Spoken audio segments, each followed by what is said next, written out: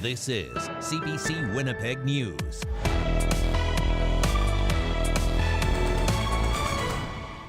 Good evening. Thanks for joining us.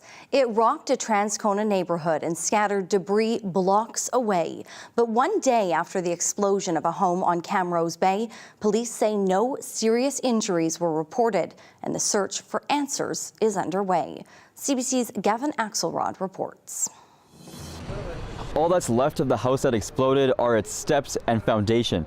Police now know the owner wasn't home at the time and they've spoken with him, trying to figure out what happened. Houses don't just explode. There is a reason for it. And what that reason is yet to be determined. Homes beside the blast are heavily damaged. Walls blown in, vehicles destroyed, and garages charred. The Lariviere family lived here. Glass and wall pieces have going through the wall. Looks like little bullet holes everywhere. The words are also hard to find while looking at their house that's no longer livable. I come home 1 a.m. to no home. I don't even know what to say. Besides, everybody's just been so good to us already. Crews were called to Camrose Bay just after 11 a.m. Wednesday.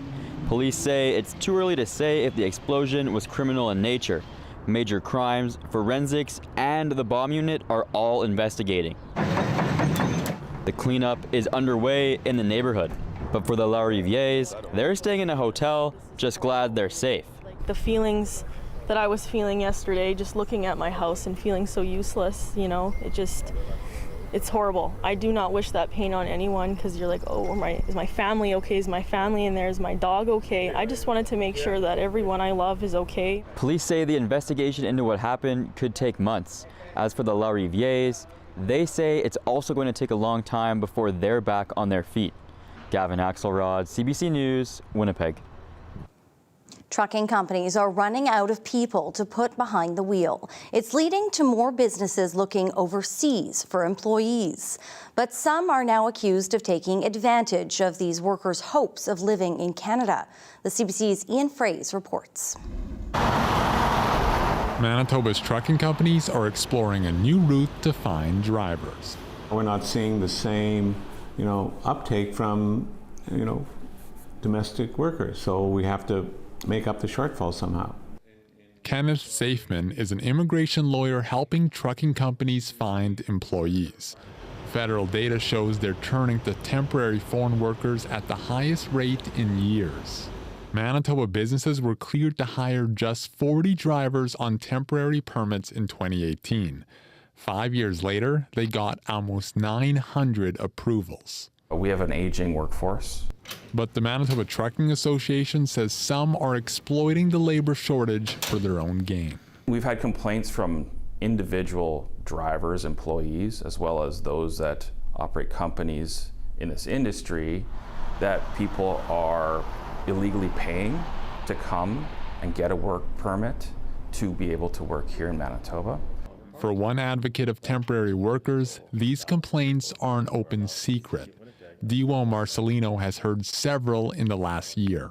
I think about 5 individuals have come forward, mostly of South Asian descent.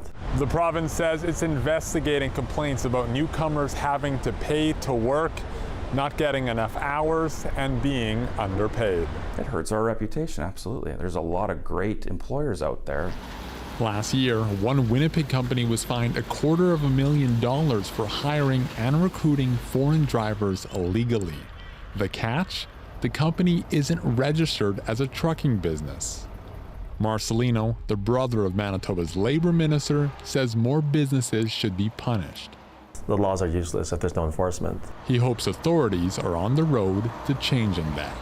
Ian Fraze, CBC News, Winnipeg. The Trudeau government is expanding the federal dental program.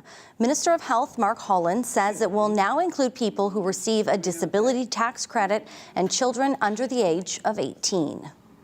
This means that a family who's having to make that choice about whether or not they pay groceries or they get the oral health care that's preventative for their family, they don't have to make that choice anymore. It means for a person with disabilities that where they often have such complex issues that the costs involved in getting oral health care are totally impossible to them. A barrier beyond even those that they've got to face every day just trying to get in and out of buildings. That now that's gone. In total, Holland says it could add close to 1.5 million people to the eligibility list. Applicants must be uninsured with an annual household income of under $90,000. It comes as Alberta's premier has already said her government is looking to opt out of the federal program. It's money that goes to art programs, dance troupes, after-school meal programs, and downtown safety. Now, potential cuts have been put on hold. A plan to cut the City of Winnipeg's community grants program will not move forward, at least for now. City councillors delayed a vote on a proposal to chop money to the community grants program. CBC's Cameron McLean reports it came after an outpouring of opposition from community groups and their supporters. These dancers showed up at City Hall this morning to remind councillors what's at stake. Graffiti art programming, Art City, BGC Winnipeg, and others say they rely on grants from the city to operate. Those grants were threatened by changes to the program, including a cut of $2 million, more than half the available funding. That plan drew hundreds to City Hall to voice their opposition. The message got through. Mayor Scott Gillingham made a motion to delay the vote. We do need to do granting intake process, but I would like to refer this item back to the Executive Policy Committee, please, for further discussion, including looking at ways to maintain the overall funding levels for the community grants. News of that decision was met with celebration. This is democracy working. It works. Eddie Iob is the Executive Director of Art City. When Winnipeg shows up, lets their voice be heard, it is very effective. This is a perfect example of that. Gillingham received a deluge of messages from groups in the last couple of days. A lot of these organizations are doing really important work on the front lines, and so finding a way to make sure that they can continue their frontline work is very important. Gillingham says he still wants a new process to review applications to make sure grants align with the city's priorities. Councillor Sherry Rowland says community groups that would have been affected by the cuts want to see a new vision from City Hall. One that prioritized children, recreation, arts, in order to support social development in the City of Winnipeg. So hitting the pause button is the right thing to do. The Executive Policy Committee will take up the question of the Community Grants Program next month. Cameron McLean, CBC News, Winnipeg. Some of the women who were sexually assaulted by a former Manitoba doctor told a court today how his crimes have impacted their lives. They were speaking at a sentencing hearing for Arcel Bissonnette. As CBC's Josh Crabb reports, his lawyers say the sentence the Crown wants would be crushing.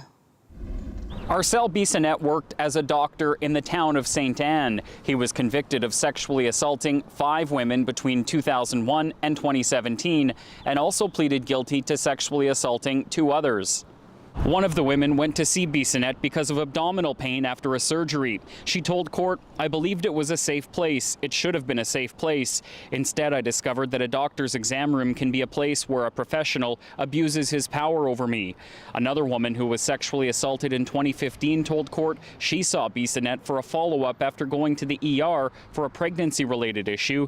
"My vulnerability was taken advantage of," the woman told court. "I left the medical clinic horrified and in shock." Bissonnette sat in court taking notes. Crown attorney Renee Lajamodier argued that Bissonnette should be sentenced to 18 years. She told Manitoba Court of King's Bench Justice Sadie Bond that he enjoyed a privileged position as a doctor in the small community. Along with that privilege came unquestioning trust from the patients who saw him for medical appointments. Under the guise of medical examination, he breached that trust in the most egregious of ways. The Crown argues it was a pattern of behavior, and they worry that Bissonnette could reoffend. But Bissonnette's lawyers told court an 18-year sentence would be crushing for the 64-year-old who has no prior criminal record and pleaded guilty to a couple of counts. They say he's a low risk to reoffend because he lost his medical license. They're asking for 9 years. Bissonnette is scheduled to be sentenced August 29th. Josh Crabb, CBC News, Winnipeg. A pipeline supplying gas, diesel and jet fuel to the Winnipeg area that was shut down in March is now working at full capacity. Imperial Oil announced the shutdown after pipeline inspections identified integrity concerns in a section of the pipe just south of St. Adolphe. Extra deliveries by rail and truck were put in place to ensure there were no shortages at pumps. One of the 2 fuel lines was put back into operation last month. The province says work is now complete and fuel is flowing freely once again.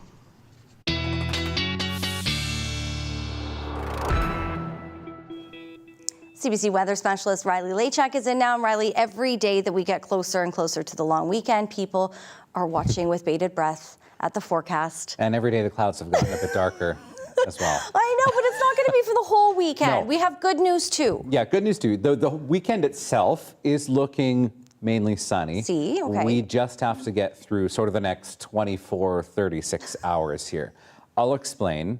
We'll start with satellite radar, where we have started to see sort of the beginning bands of this rain move in, all associated with the convergence of a couple of areas of low pressure, one in Saskatchewan, one in Montana, which we're kind of competing with each other, have now kind of formed together here as they kind of enter Manitoba. So we have started to see some rain through southwestern parts of the province already. And if we even look a little bit closer into southwestern Manitoba, some lightning associated with these, and that could mean some heavier pockets of precipitation. These thunderstorms themselves, for the most part, staying south of the border and more garden variety versus severe thunderstorms, but certainly worth taking precautions over, especially when you see some of that lightning and some of those heavier pockets of rain.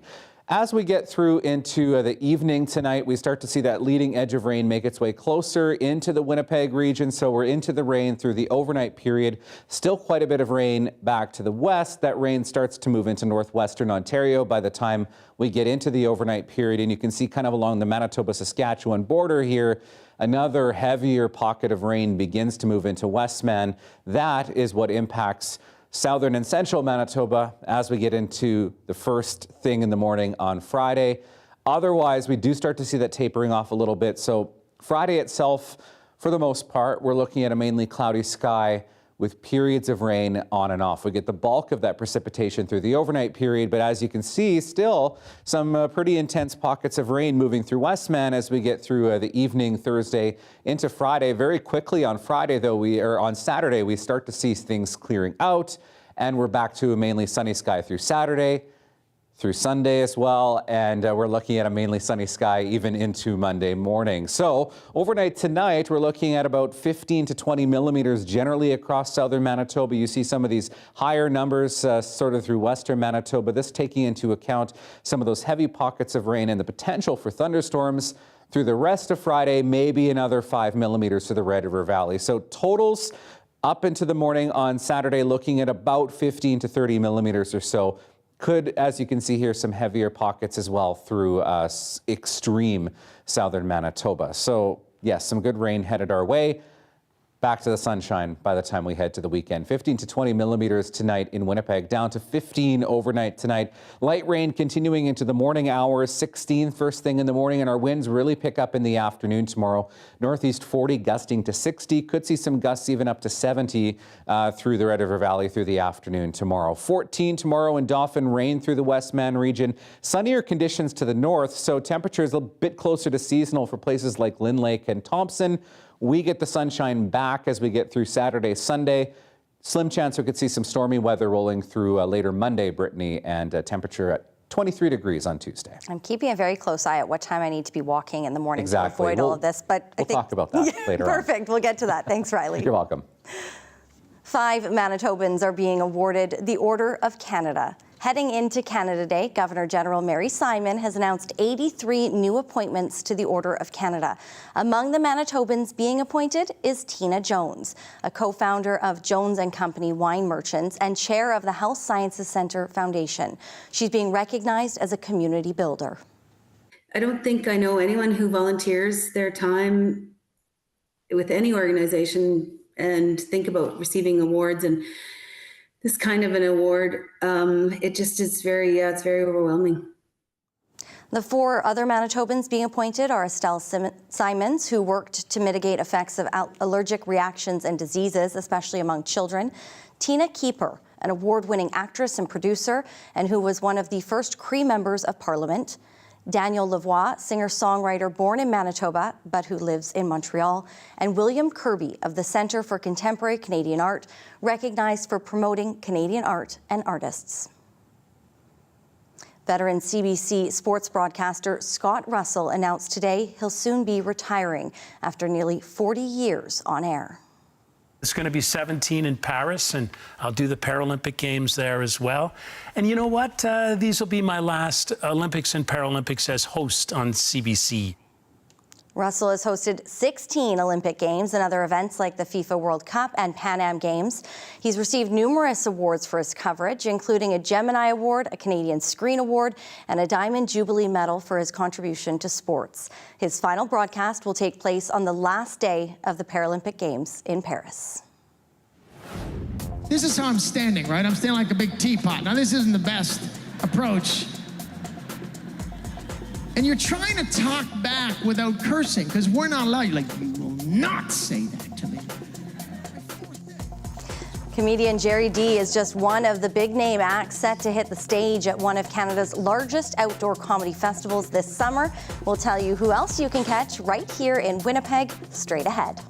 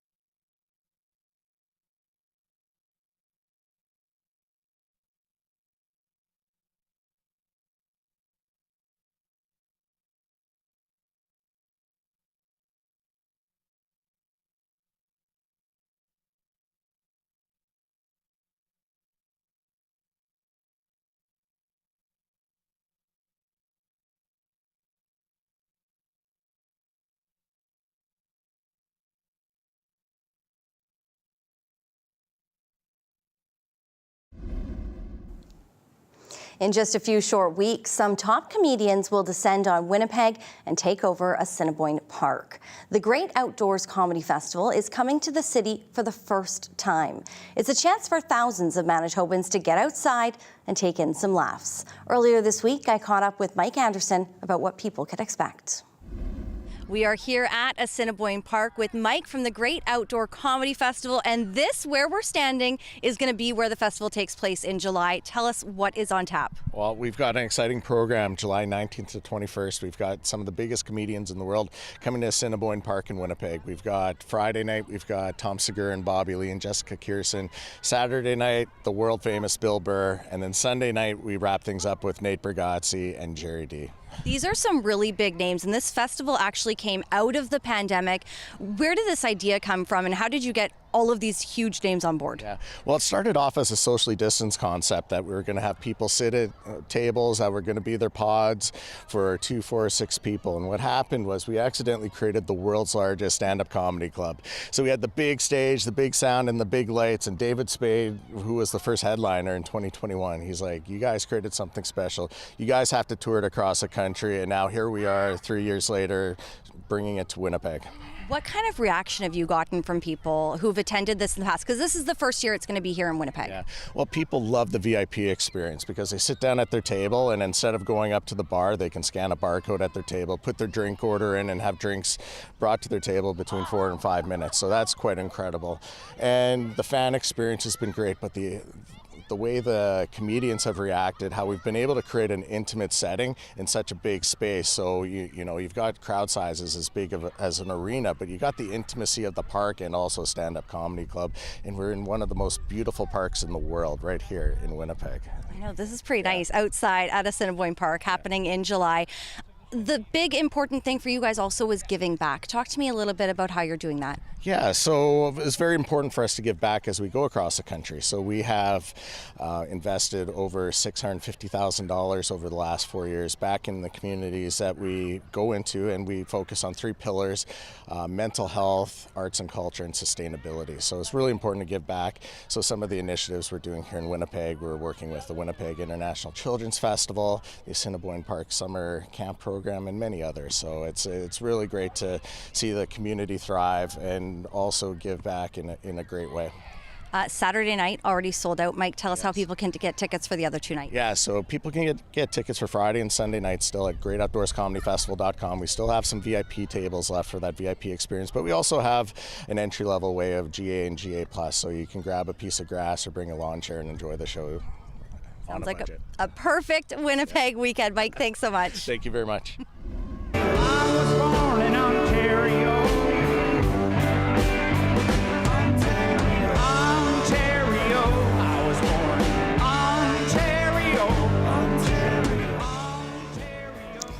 That's Neil Young and Crazy Horse with Born in Ontario. They were scheduled to play shows in major cities across Canada throughout July, including here in Winnipeg, but the iconic Canadian rockers now say they're putting the performances on hold. They say some band members are currently recovering from an unspecified illness.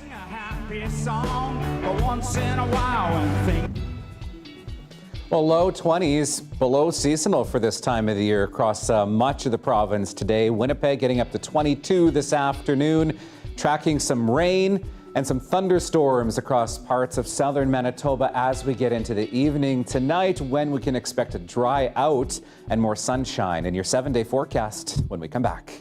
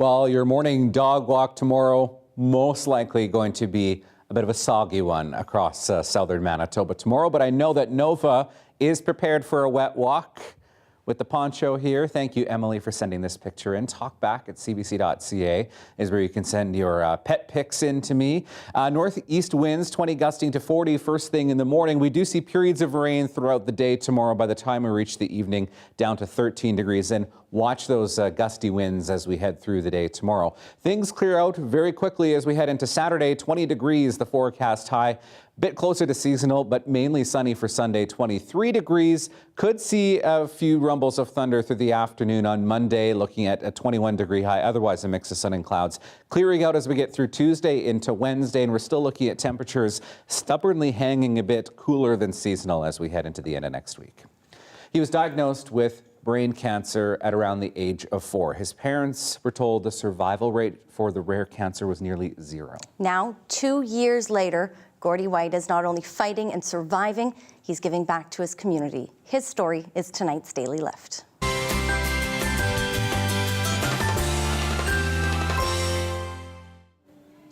Today, the White family was able to donate more than $14,000 they raised for Cancer Care Manitoba.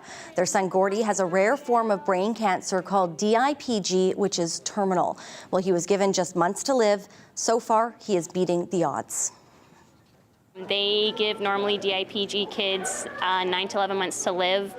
Very few make it past 2 years. Our son is on month 29, I think, so we're over 2-year mark, and he is thriving, and he is on a clinical trial right now, and that's in the States, and we have to fly there to get it to him, and so that's why we're trying to keep the money in Manitoba so that we can do something here in Canada so we don't have to take him all the time. Now, the funds are going to Gordy's doctor and his research into the disease. The Whites say they hope this money can help other kids like their son.